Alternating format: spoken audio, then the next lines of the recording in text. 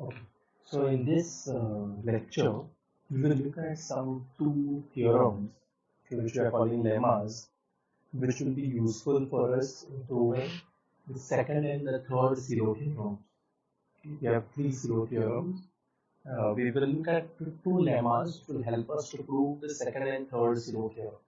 Let's look at the first statement. Okay. Let's see what the first statement says. It says that if G is a group and K is a subgroup of G, and suppose C is the set of all conjugates of K. So what is C? C is the set of all these G, K, G inverse such that G is in G. So this is what the set G is.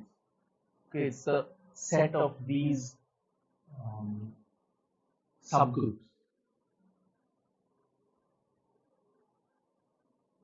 Okay, we know that all these conjugates are isomorphic to K. You should keep these small things in mind as we proceed in this section. Okay. So the set of all conjugates of G, then we are defining a function phi g from C to C by phi g of K prime. So take any conjugate, map it to G K prime G inverse. And we are going to prove this is a permutation on C. Meaning of permutation means it is a bijection from C to C. This is bijection.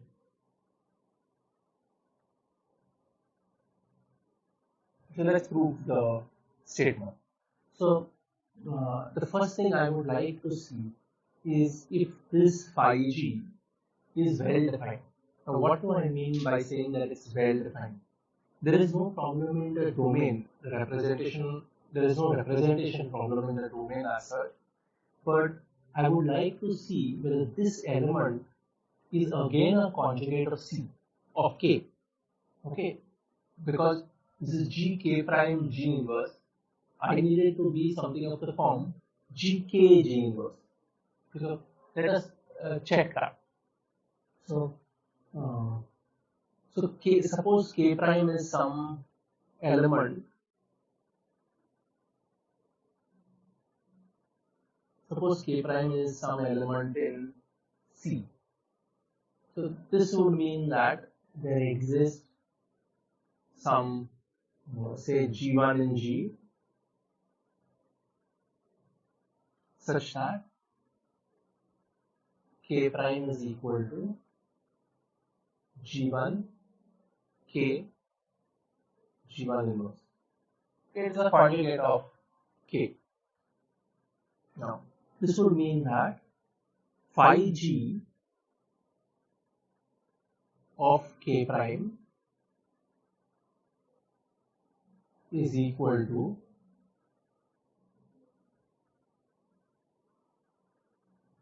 G G1 K G1 inverse G inverse. Okay. Notice here that G is fixed. In fact, what I should do here is I should write G1 here, just so that you don't get confused. Okay. So now here, what this is? This is of the form G1, which we can think of as some x K into G1 inverse G inverse. Okay, we have done this before. This is the same as G1, the whole inverse. So this is x inverse, and this is a conjugate of K. So this belongs to C. So there is no problem. This function is well defined. Okay. I just need to prove that this function is 1, 1 and only 2. Very simple proofs for that. So how do I prove that this is 1, 1? So suppose we have two elements in C, say K prime and K double prime is in C. Okay, suppose K prime and K double prime is in C, such that phi g of K prime is the same as phi g of K double prime. What does this mean? This means that G K prime G inverse is the same as G K double prime G inverse. Now we can left multiply by G inverse and right multiply by G to give us K prime is equal to K double prime. And therefore phi G is 1, 1.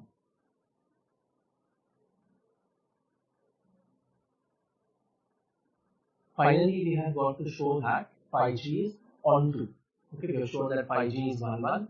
We now need to prove that phi G is onto. So how do I prove that phi G is onto? Take an element in C. So suppose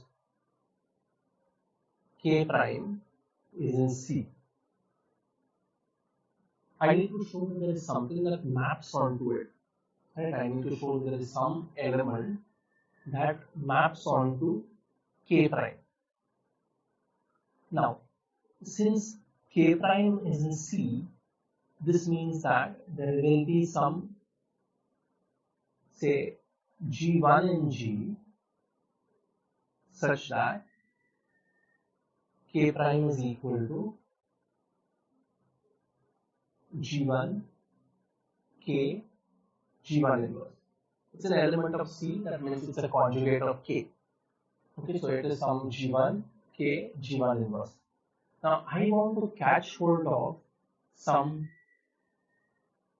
K double prime such that phi G of K double prime is equal to K prime, which is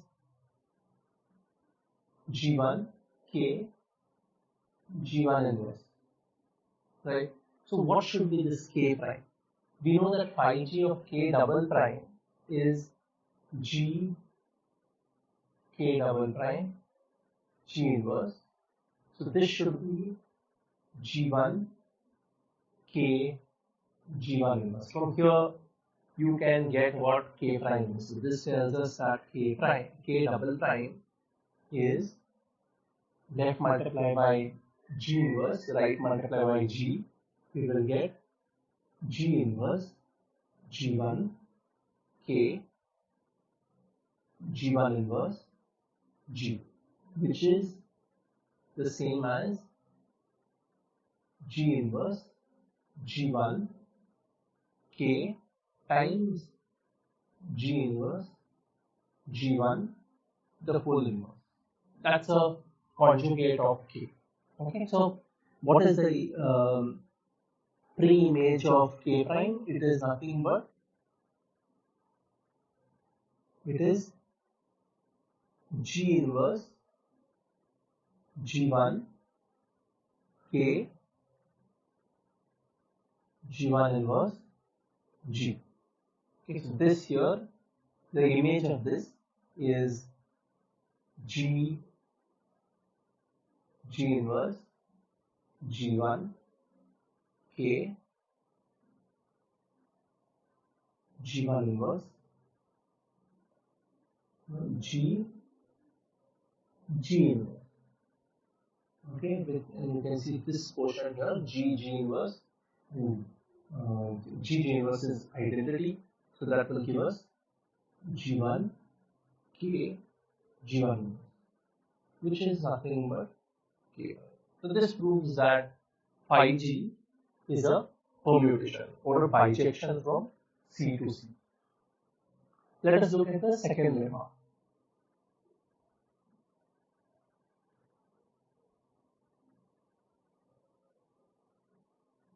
Okay, so let's see what the second lemma says. Keep the functions we define in both these lemmas in mind, because they will be used in the CO's second and third year. Okay, so if G is a finite group of order p raised to n times m, and K is a P0 subgroup of G, okay, suppose C is the set of all conjugates of K, just like in the previous lemma. C is the set of all the conjugates of K. C is basically the set G, K, G. Okay.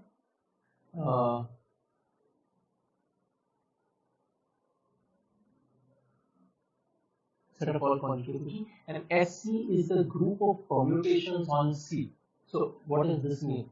So take these elements in C, there are going to be only finite number of them because G is a finite group, and this will be a subset of the set of all subgroups of G. Since G is a finite group, G can have only finitely many subgroups. Okay, in fact, it can have only finitely many subsets, and hence finitely many subgroups. So this will be a subset of the set of all subgroups, and hence it will be finite. So C will be finite. So we look at the set of all these. We look at the set of all bijections from C to C. That is what we call as SC. SC is basically the set of all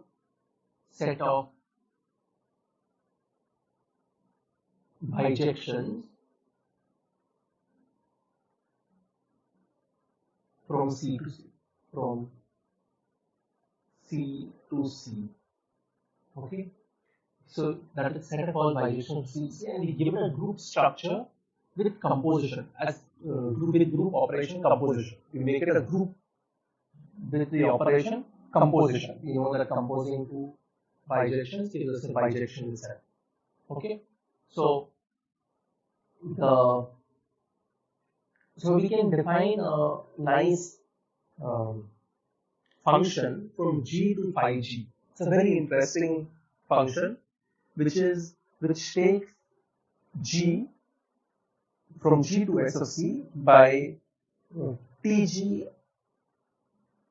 It takes G to phi G, same phi G which was in the previous lemma. The phi G which we have defined in the previous lemma, we have proved that it is a bijection. That means that phi G belongs to SC. So we are going to prove that Tg, or sorry, not Tg, we are going to prove that T is a homomorphism. Then we will prove that if you give me any subgroup of G, T of H is a group of permutations of C. Now, what is a group of permutations of C? A group of permutations of C is basically a subgroup of SC. So I need to prove that this is a subgroup of SC. This is clear from the first statement because since H is a subgroup of G and T is a homomorphism, T of H is a subgroup of S of C. So this statement implies two very easy. Okay, and finally we will prove the important statement that we need for the proof of the second and third zero theorems. That is, if H is a subgroup of order P raised to K, so H is a subgroup whose order is some power of prime, where K is a non-negative integer and K prime is an element of C. Okay, K is a non-negative integer, so K can take the values either 0, 1, 2, so on. Okay, we are allowing it to take the value 0 for a good reason. Though that is the trivial case and does not require the proof, but we still keep it. Okay, and K prime is an element of C. That means K prime is a conjugate of K. Then we will prove that the orbit of K prime is 1 if and only if H is a subgroup of K prime. Now, if you don't remember what an orbit here is, you should stop the video, go back to the orbit stabilizer theorem, understand what an orbit is, and then come back. Okay, so this is quite intricate, so you need to be a little careful that you understand all the parts in the theorem. Fine. So let's start with proving the first theorem. So let's prove that T from G to SC defined by Tg equals phi G is a homomorphism. So what we need to prove?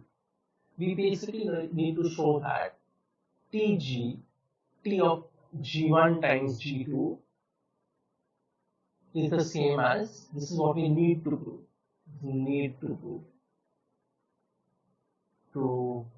We don't know this. Okay, so Tg, T of G1 times G2. Okay, now the operation on this side is composition. So that will give us T of G1 composition T of G2. This is what we need to show.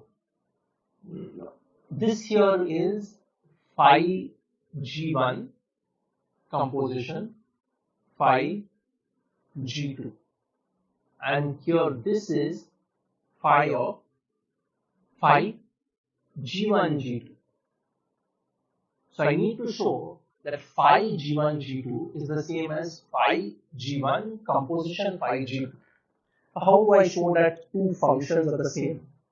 So to show that two functions are the same, I take an element in the domain. Okay, here in this case, the domain of phi g's is C. If you remember, phi g's are functions from C to C. Phi g's are functions from C to C. Okay, just to remind you, what do? They take any conjugate of K to G K prime G inverse. This is what it does. So let us prove this. It's a very simple theorem. It's a very simple proof for it. So phi G, phi G1 G2 of K prime. So what is this? So by definition, this will be G1 G2 K prime times G1 G2 the whole inverse, which is G1 G2 K prime into G2 inverse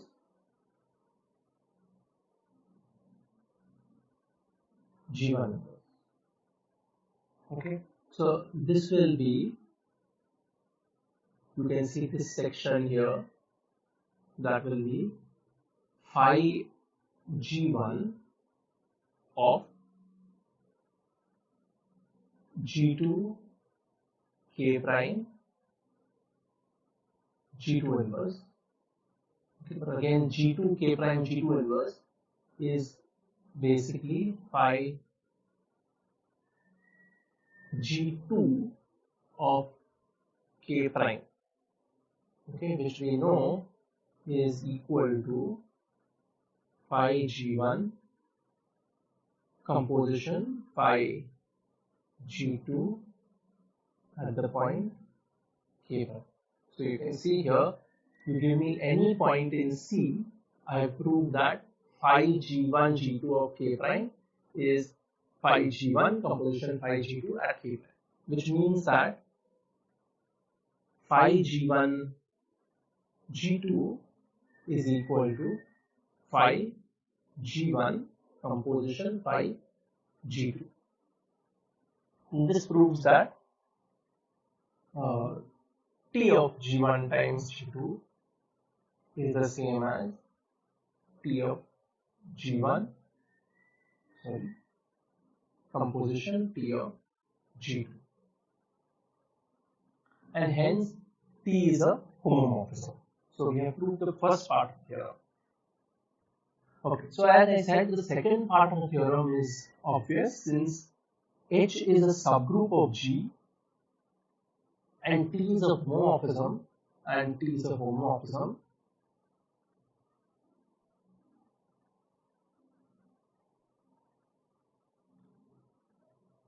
Okay, since H is a subgroup of G and T is a homomorphism, T of H is a subgroup of, as H is a subgroup of G and T is a homomorphism, T of H will be a subgroup of SC. okay, which means that T of H is a group of permutations on C. So this proves the second part of the theorem.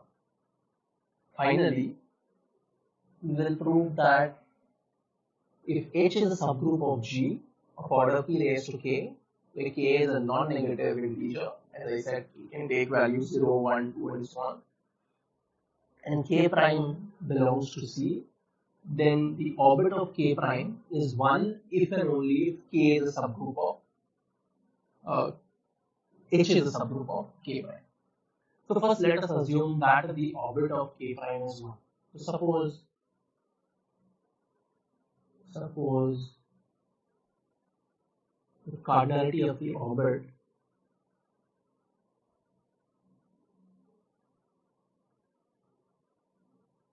of K prime is equal to 1. Okay. I think what I will do first is I will tell you what is the orbit. So what is this orbit? The orbit of T of H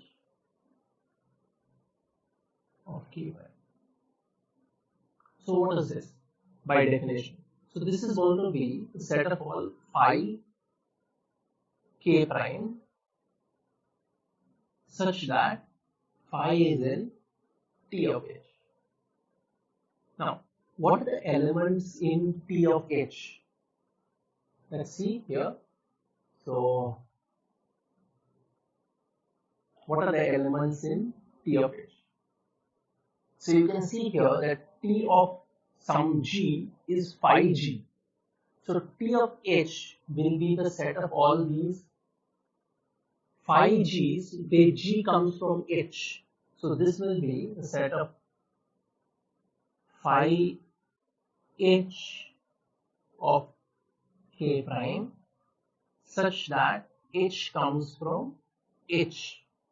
Try to check this properly. It is not very difficult to understand. Now, what is phi H of K prime? This is going to be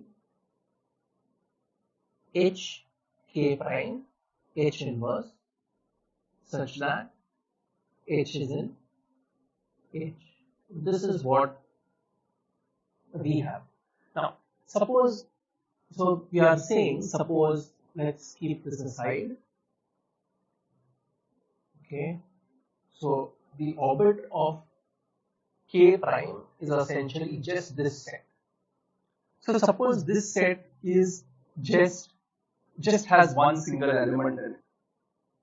We know that there is one element which is surely in this set, that is K prime itself. When H takes the value E, we will get K prime. So K prime is definitely in the set. So if the cardinality of the set is 1, it means that it has a single element which is K prime itself that lies inside the orbit.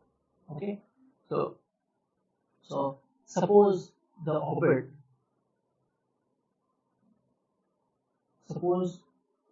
contains only one element.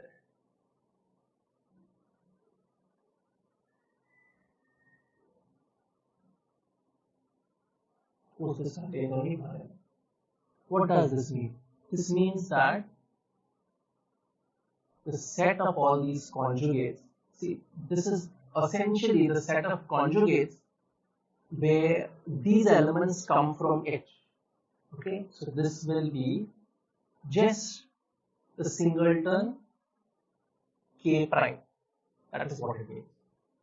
Okay, now, so I want to prove that H is a subgroup of K prime. So how do I prove that H is a subgroup? Now, what is the meaning of this is equal to K prime? This means that this set, the orbit, is basically this set here, which means that you give me any H in H, right? For every H in H, K prime H inverse will have to be K prime. Okay, so let's see what does this mean. So for any H in H k prime h inverse is this one. If h k prime h inverse is k prime, it tells us something about h. It tells us that h is in n of k prime. Okay, n of k prime, the normalizer of k prime, which we have seen in the previous lecture. So therefore, this tells us that for any h in h is in n of k prime. Okay, so h is in n of k prime, and we have this. Now there was another theorem which we had proved. We had proved that if x is in n of k prime, okay, if k prime is a p0 subgroup, this was, so if k prime is a p0 subgroup, and just yeah, so here you can see that k prime is a p0 subgroup. I don't remember if I mentioned it, so let me go back and show you. So why is k prime a p0 subgroup? Because k is a p0 subgroup. Since k is a p0 subgroup, any conjugates of k are also going to be p0 subgroups, because the conjugates of k are isomorphic to k, right? So they have the same number of elements as k itself. So therefore, it tells us that k prime will also be a p0 subgroup. So we had proved this. If x is in n of k prime, where k prime is a p0 subgroup, and the order of x, okay, is a power of p, some p raised to t, then we said that this cannot be just in n of k prime, it has to be in a smaller set, it has to be in k prime set. So this is what we said. Now, in this case, what you see is h is a subgroup of order p raised to k. Okay, h is a subgroup of order p raised to k. That means any element of h, the order of any element of h, will have to divide p raised to k. Since the order of any element of h divides p raised to k, the order of any element will have to be either 1, p square up to p raised to k. Those are the only possibilities. This will tell me that for every h in h, just to elaborate, h is in n of k prime, and the order of h will either be 1, p square up to p raised to k. These are the only possibilities. Which means that using this fact here, we see that for every h in h, okay, h has to be in k prime. And that tells us that, so for every h in h, h is in k prime. That means that h is a subset, but since they are both subgroups, h is a subgroup of k prime. So this proves one side of the theorem and proves the tougher side. So let's try to prove the other side. So let's see what the converse is. So I want to show that if h is a subgroup of k prime, so suppose h is a subgroup of k prime, I want to show that now, as I had proved in the previous slide, that is, the orbit of k prime is essentially just these particular conjugates, where these h's come from h. So to prove that this has a single element, I need to prove that it will be any of these particular conjugates, they will be equal to k prime itself. So let us prove that. So this will mean that you give me any h in h, right? Because h is a subset of k prime, so for every h in h, h will lie inside k prime. Okay, so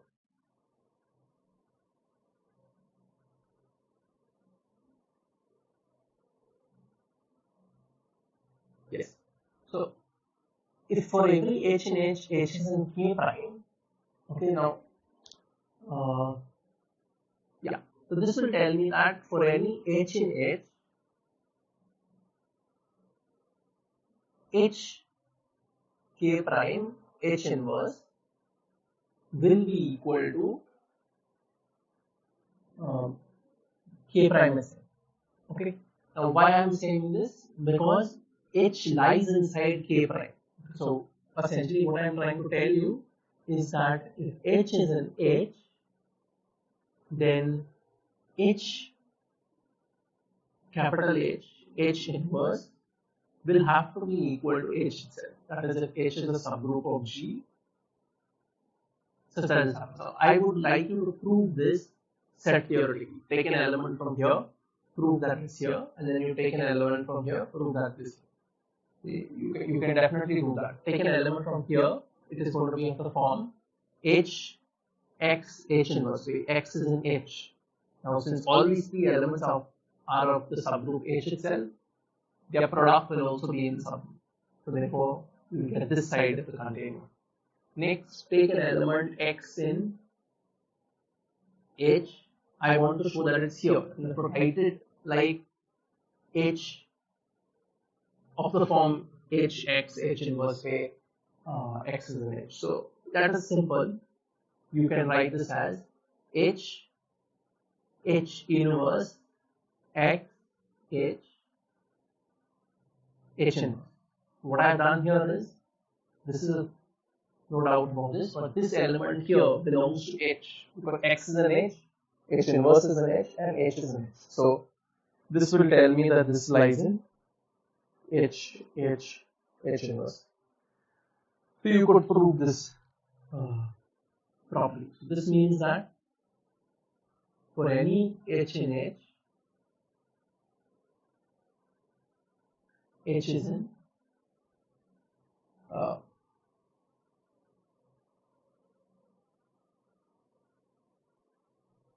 okay, so that proves the statement that it proves that for any H in H, which means that the orbit